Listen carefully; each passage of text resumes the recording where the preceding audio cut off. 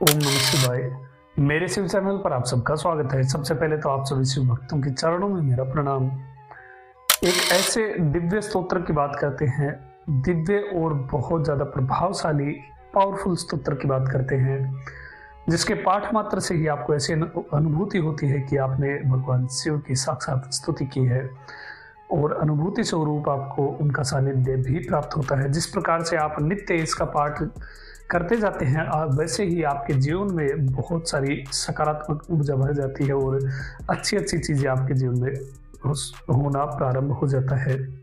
बहुत ही ज्यादा विशेष और दुर्लभ ये स्तोत्र है। देखिए, ये पूरा ब्रह्मांड जो आपको दिख रहा है, ये सब कुछ 5 तत्वों पर चलता है। पंचभूत जो होते हैं, पृथ्वी, जल, अग्नि, वायु और आकाश, और इन 5 भूतों के 5 तत्वों के अधिपति भगवान शिव है। ये दिव्य स्तोत्र है श्री पंच महालिंग स्तुति। महालिंग का ये स्तोत्र है। जो 5 महालिंग हैं, जो पंच तत्वों के अधिपति भगवान शिव हैं। तमिलनाडु और आंध्रा में 1 है, तमिलनाडु में 4 है। ये बहुत विशालकाय मंदिर है जहाँ पर भगवान इन 5 तत्वों के अधिपति के रूप में प्रतिष्ठित है। पृथ्वी तत्व की बात करें तो एकाम्बरेश्वर कांचीपुरम में भगवान शिव एकाम्बरेश्वर के रूप में पृथ्वी तत्व के अधिपति हैं। वहीं अगर जल तत्व की बात करें तो जम्बुकेश्वर, जो तिरुचि यानी तिरुचिरापल्ली के पास में है, वहां भगवान जल तत्व के अधिपति के रूप में प्रतिष्ठित हैं। अग्नि तत्व की बात करें तो अरुणाचल का नाम आप जानते ही हैं। अरुणाचल में भगवान अग्निलिंग रूप में प्रतिष्ठित है और अग्नि तत्व के अधिपति हैं। वायु तत्व की बात करें तो आंध्रा में श्री कालहस्तीश्वर में भगवान शिव श्री कालहस्तीश्वर के नाम से प्रतिष्ठित हैं। वहाँ वो वायु तत्व के अधिपति हैं और ये वही स्थान है श्री कालहस्ती जहाँ महान शिव भक्त कणप्पर ने अपनी आंखें भगवान शिव को अर्पित की थी। इसके बाद आकाश तत्व की बात करें तो इस ब्रह्मांड का हृदय क्षेत्र और बहुत ही पवित्र स्थान है चिदम्बरम, तिल्लई के नाम से जिसे जाना जाता है, जहां भगवान शिव आकाश तत्व के अधिपति के रूप में प्रतिष्ठित हैं। अब ये 5 तत्व हो गए। इन तत्वों को समझने के लिए, इन तत्वों में जाने के लिए और उन परमेश्वर परम ईश्वर भगवान शिव को समझने के लिए गुरु की भी आवश्यकता होती है। और उन परमेश्वर शिव तत्व को समझाने वाले कोई और नहीं है, हमारे स्वामी भगवान शिव ही है। और वो स्वरूप है दक्षिणामूर्ति का। ये स्वरूप आगे मैं डिटेल से बताऊंगा, किंतु इस विशेष स्तोत्र में पहली स्तुति इन 5 तत्वों की है और अंत में जो स्तुति है वो दक्षिणामूर्ति भगवान शिव की है। बहुत ही अद्वितीय और बहुत ज्यादा पावरफुल ये स्तोत्र है। इसका हर एक शिव भक्त को नित्य पाठ अवश्य ही कर, चाहे आप शिव पूजन, कभी कभी ऐसा होता है कि बहुत बिजी होते हैं तो शिव पूजन नहीं कर पाते, किंतु इस स्तोत्र का पाठ आप कंपल्सरी समझिए, बहुत अनिवार्य समझिए।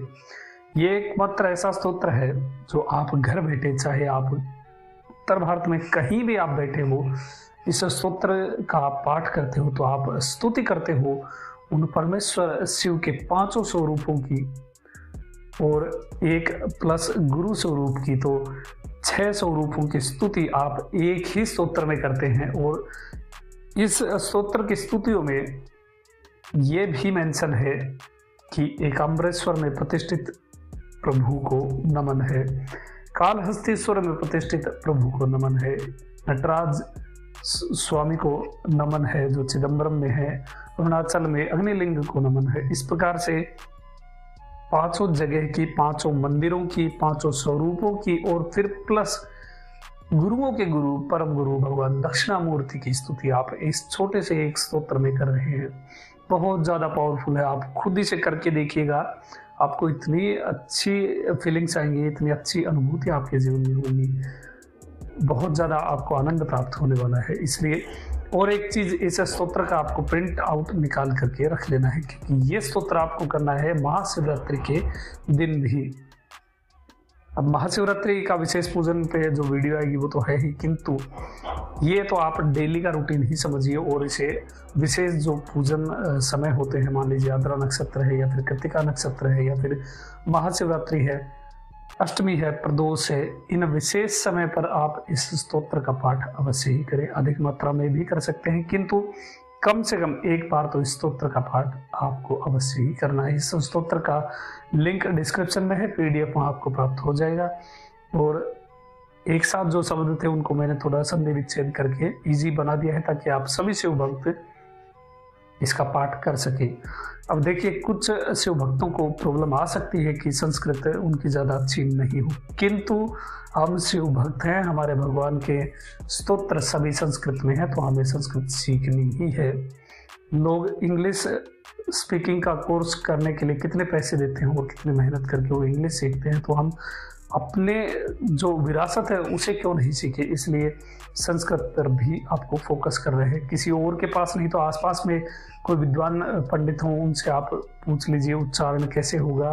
धीरे धीरे आप प्रैक्टिस करेंगे तो आपका सब कुछ क्लियर हो जाएगा और आप इजीली शिव स्तोत्रों का पाठ कर पाएंगे। इस स्तोत्र का आप प्रिंट आउट निकलवा लीजिए और इसे रेडी रखिए महाशिवरात्रि के शिव पूजन के लिए और शिव की कृपा प्राप्त करने के लिए। बहुत ही दुर्लभ स्तोत्र है।